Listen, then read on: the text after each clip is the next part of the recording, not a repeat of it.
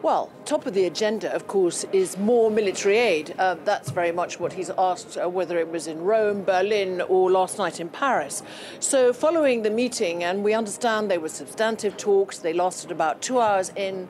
Mr. Zelensky arrived in a helicopter. He left some time ago, and we think he's making his way back now to Ukraine. So what President Zelensky has really been asking over the last few months from his European allies is to supply warplanes, specifically F-16 fighter jets.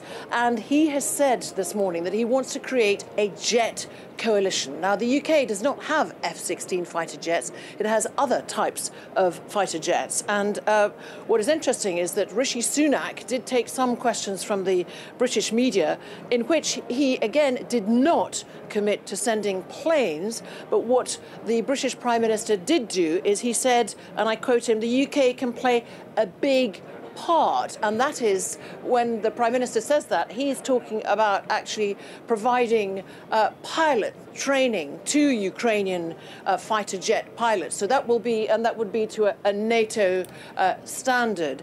So we know that before the talks, as you were alluding to, the UK pledged hundreds of air defence missiles and long-range attack drones that I understand have a range of over 200 kilometres. And these missiles that had already actually been announced. The attack drones are the newer part of this announcement. And we understand that these have started to be delivered, but they will continue to be delivered over the coming months as Ukraine prepares for this long-awaited counter-offensive